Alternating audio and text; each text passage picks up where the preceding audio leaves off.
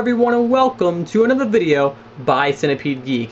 This is my first episode in my all-new video series that I'm calling my Netflix exclusive review series, and I have already made a little video introducing what I do in that video series, so without any further ado, let's go ahead and get to it, shall we? So pretty much the first film that I'm going to review in my new Netflix exclusive review series is a film by the name of Hansel and Gretel. And pretty much what we have in the film Hansel and Gretel is pretty much a modern day retelling of the original fairy tale classic. We have a character by the name of Hansel, we also have a character by the name of Gretel, and I'm going to have to give away a few little plot elements, but don't worry, I won't give away too much, that way this film will be spoiled for you guys.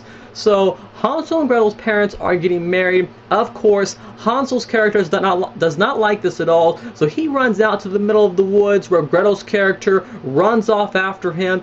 Hansel actually ends up being caught in some sort of trap, it seems like, where his foot gets majorly hurt, so both of them have to take refuge in a nearby cabin. And in this nearby cabin, there seems to be this older woman character that starts to help them out, it seems at first. She starts to feed them many sweets, cupcakes, cookies, meat pies, little gumdrops, jawbreakers, that sort of thing. And it seems like, she's a nice woman at first, but it seems that she might actually have a different motive, indeed, a different motive all entirely. And that's pretty much the main gist of the film by the name of Hansel and Gretel. This film is actually made by the production company called Asylum, and if you guys don't know what the Asylum company is, they're known for doing their mockbuster films. Now, what do I mean by that? I mean that they normally, make, when a big blockbuster film comes out or some sort of film, they normally do a film that is very similar to it, kind of a spoof almost. Like, when Jack the Giant Slayer came out, they came out with a movie.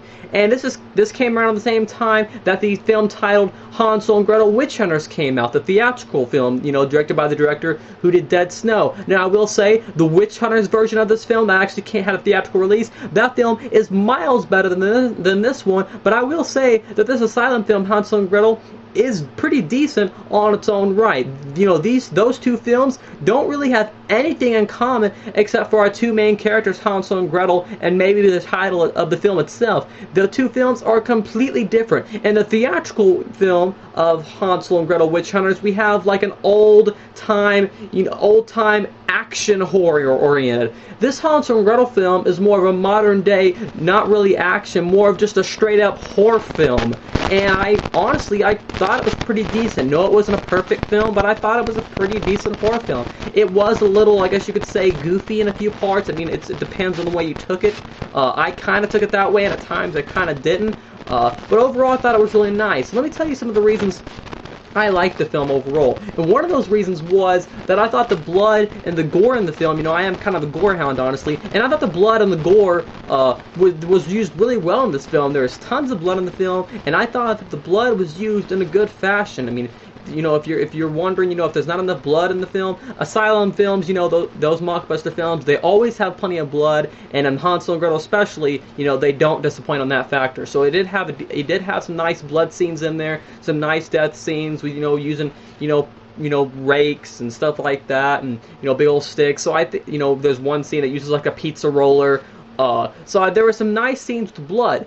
One of the other things I noticed about the film that I liked was the quick, I guess you could say, technical camera angles that the film had. Had some nice, quick. A lot of B movies have this thing where they kind of zoom in one person's face and then they go to something else very quickly. And it had a lot of nice camera angles that were very quick and fast paced, had a nice steady pace to them, and I really enjoyed those camera angles. So that was another cool thing about the film. The reason I guess I liked this film so much is it had a lot of small things that I liked about the film. No, the film wasn't extraordinary, but it was a pretty decent horror film. Another reason I liked it was because I won't say too much about our character because I don't want to spoil too much, but Hansel and Gretel go and they take refuge in this nearby cabin because Hansel is hurt, and at the meantime, there's this older woman character that is taking care of them, and I really like this older woman. She, served meat pies to them, and she had a nice, really, I guess you could say, over-the-top way she acted, and I really enjoyed her. She was, I thought she was really great at acting, honestly, and she had a certain presence about her that the two main characters, Hansel and Gretel, just didn't have. I mean, no, they weren't bad at acting, but they were just, your average standard actors that you would come to expect from movies, and and that main girl, you know, the older woman taking care of them, overshadowed them completely. She was really cool. I enjoyed her overall, and honestly, the film had a sort of, you know, it was a classic, you know, kind of Hansel and Gretel tale. It doesn't actually get that way, you know, probably till the end, but it had a nice, you know, I guess you could say modern day twist to it, and overall, it kind of had a decent concept to the film, and that's pretty much what I thought of the Hansel and Gretel film. So let's take it to my Netflix TV to see what what next film I'm going to review. So like I said, here's my TV tray, here's my chair, and this was the film I watched.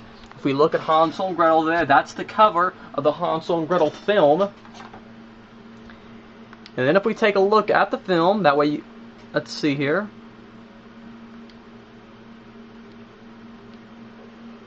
And this was the film. You noticed I gave it a 4 out of 5 stars. I was being a little generous with it. You know, I didn't think that it expected that it needed a bad rating. The film did come out this year, like I said.